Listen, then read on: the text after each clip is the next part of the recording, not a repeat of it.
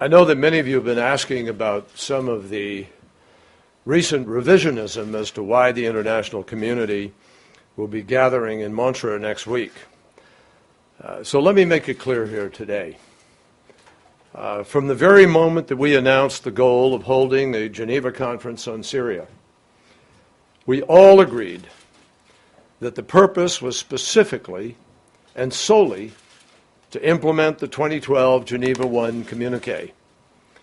That purpose, that sole purpose, could not have been more clear at the time this was announced, and it could not be more clear today. It has been reiterated in international statement after international statement that the parties have signed up to, and venue after venue, in resolution after resolution, including most recently in Paris last weekend, when both the London 11 and the Russian Federation reaffirmed their commitment to that objective, the implementation of Geneva I.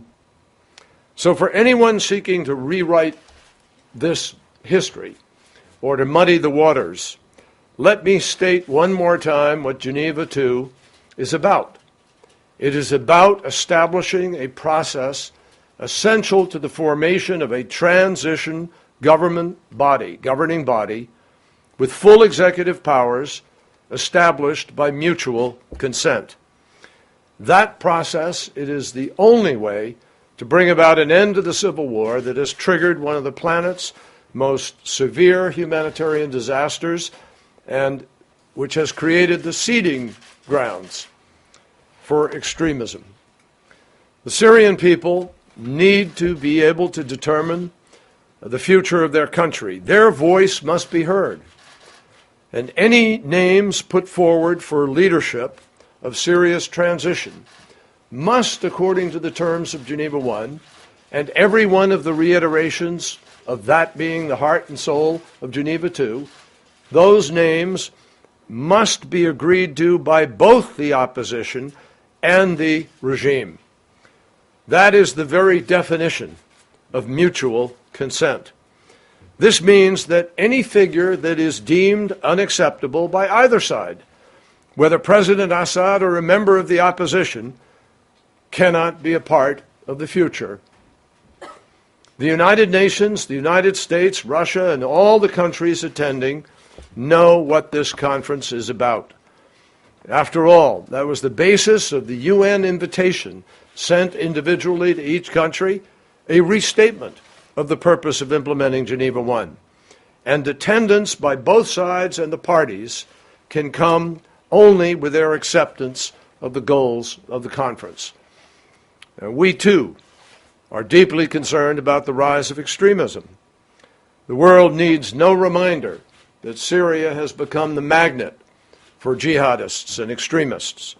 It is the strongest magnet for terror of any place today. So it defies logic to imagine that those whose brutality created this magnet, how they could ever lead Syria away from extremism and towards a better future is beyond any kind of logic or common sense.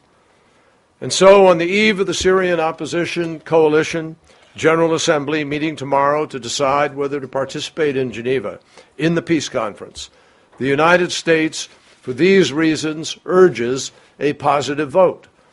We do so knowing that the Geneva Peace Conference is not the end, but rather the beginning, the launch of a process that is the best opportunity for the opposition to achieve the goals of the Syrian people and the revolution, and a political solution to this terrible conflict that has taken many, many, many too many lives. We will continue to push, in the meantime, for vital access for humanitarian assistance. I talked yesterday with Russian Federation Foreign Minister Lavrov in an effort to push still harder for access to some areas where the regime played games with the convoys, taking them around a circuitous route instead of directly in the way that the opposition had arranged for and was willing to protect them in. It is important that there be no games played with this process. We will also continue to fight for ceasefires where we could achieve them and we will continue to fight for the exchange or release of captive journalists and aid workers and others in order to try to improve the climate for negotiations. Now, obviously, none of this will be easy. Ending a war and stopping a slaughter never is easy.